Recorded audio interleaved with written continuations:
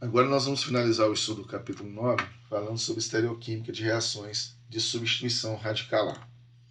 Bom, se a reação ela gerar um produto com carbono assimétrico, nós vamos ter sempre uma mistura racêmica com o produto da reação.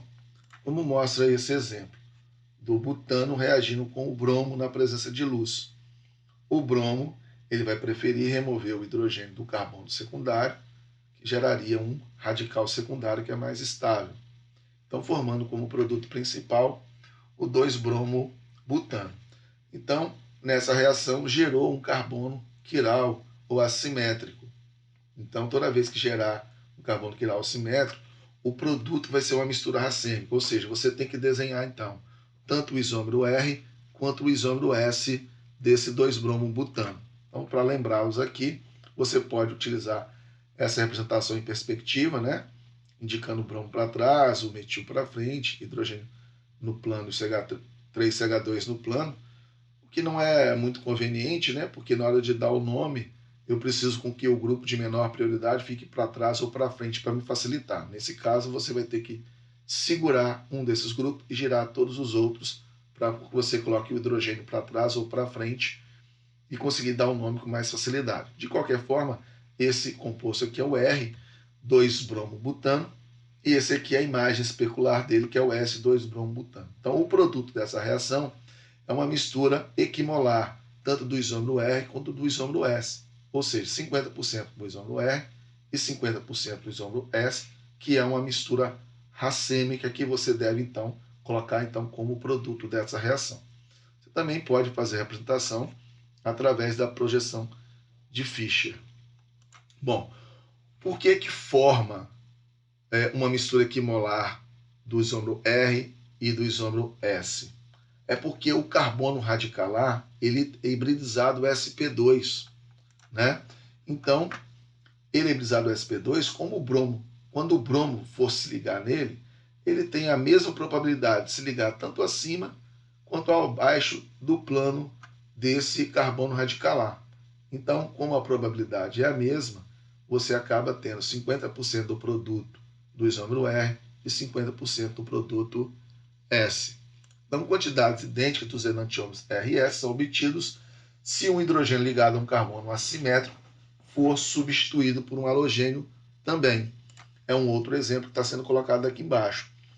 Esse carbono mostrado aqui já é um carbono assimétrico, certo? Se eu remover o hidrogênio dele, porque esse carbono ele é terciário, e além de ser terciário, ele é um carbono benzílico, que está ligado diretamente ao anel aromático. Então, quando eu substituir esse hidrogênio aqui, né, remover esse hidrogênio através do radical bromo, eu vou produzir um radical terciário benzílico que tem alta estabilidade, né? Alta estabilidade em relação aos outros radicais. Né? Todo radical acaba que é bastante reativo, mas o terciário benzílico ele é mais estável que os demais.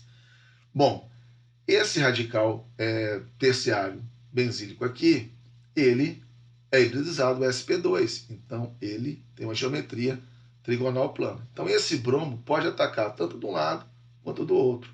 Então você vai ter a formação de uma mistura racêmica aqui, do isômero R e do isômero S novamente, tá certo? Então, toda vez que você formar um carbono quiral nessas reações, você vai ter que ter uma mistura racêmica. Bom, um par de enantiômeros, um par de diásteros isômeros, ele será formado em quantidades diferentes quando um segundo carbono assimétrico é formado. Então vamos entender essa frase olhando esse exemplo aqui. O meu reagente ele já tem um carbono quiral aqui, que é este, que tem cloro, CH3, hidrogênio e esse grupo aqui para baixo, diferentes. Só que quando eu fizer a reação com o bromo agora, a reação vai ocorrer com esse hidrogênio aqui. Esse bromo vai abstrair o hidrogênio daqui, formando um radical secundário, e depois o bromo vai se ligar nesse radical secundário, gerando um novo carbono quiral. Olha, eu já tinha um carbono quiral, que não aconteceu nada com ele, não foi alterado, né? E gerei um segundo carbono quiral.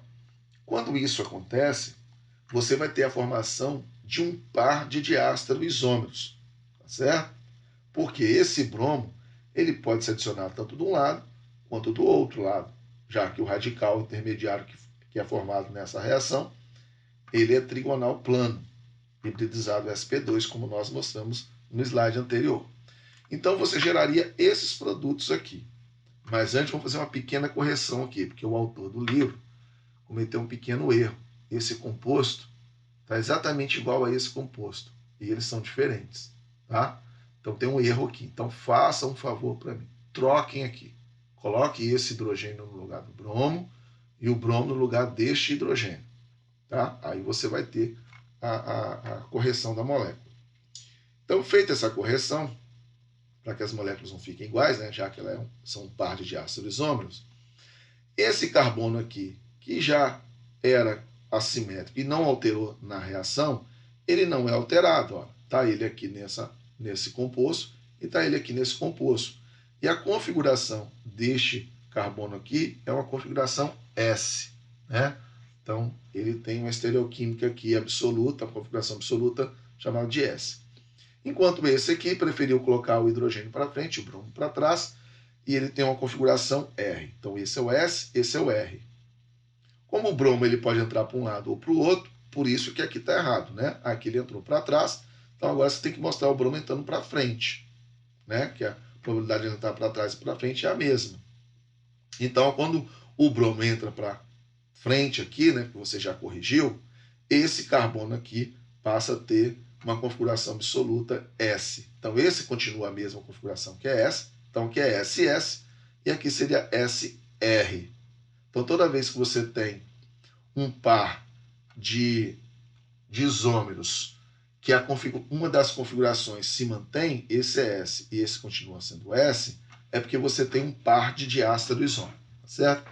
Então, a configuração desse é SR e esse é SS, então forma-se um par de diástero isômeros quando você tiver um exemplo semelhante a esse, onde você já tem um carbono quiral na molécula e vai gerar um segundo carbono quiral. Aí você vai ter dois carbonos quirais e você vai ter como produto um par de diástero isômeros. Lembrando que o carbono que já existia, a configuração dele lá, ele não muda, apenas o novo que pode o bromo entrar para trás ou para frente, fazendo a correção. E você também pode fazer a representação aqui através da projeção de Fischer. E aqui o desenho está correto, né? Aqui o bromo entrou de um lado, do lado mesmo lado que o cloro, e nessa o bromo entrou do lado diferente do que está o cloro, tá? Bom, as quantidades diferentes de diácidos isômeros serão formadas. Por quê? Os estados de transição que levam à formação do produto, eles possuem energias diferentes. Então, no final dessa reação aqui, não vai formar 50% desse, 50% deste, não. Tá? Essa porcentagem é diferente e aí isso está associado com as energias dos estados de transição. Qual dos dois vai ser formado em maior quantidade? Isso não tem como saber, é só fazendo essa reação na prática mesmo. Bom, reações de substâncias cíclicas, nós já tínhamos falado, mas a gente vai falar novamente.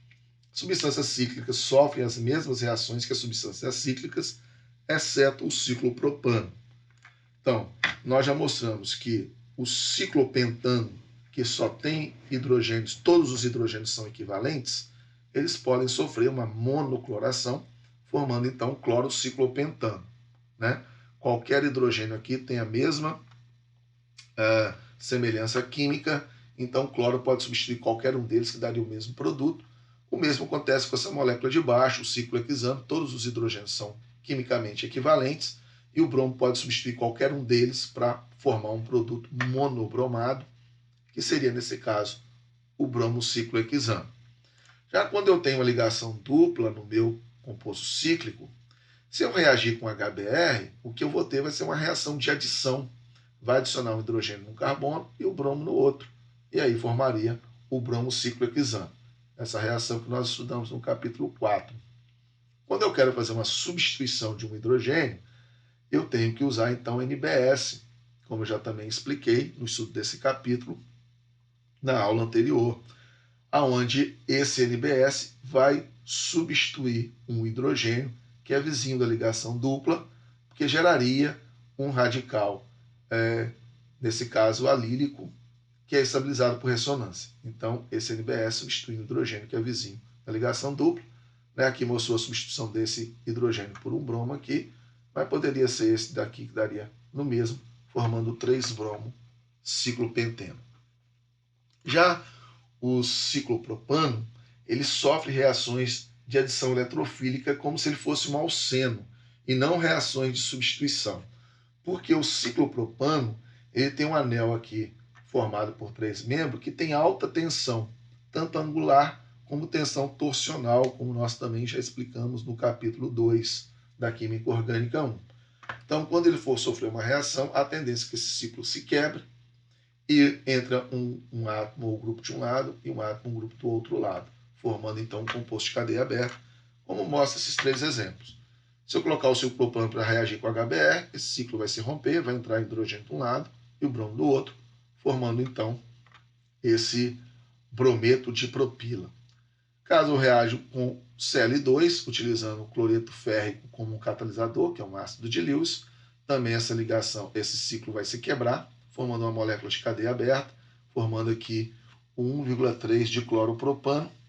E eu posso também quebrar esse ciclo através de uma hidrogenação, utilizando o níquel como catalisador a 80 graus Celsius, formando então de ciclopropano, eu passo a ter o propano, certo? Então finalizamos o estudo deste capítulo 9 e até o próximo capítulo.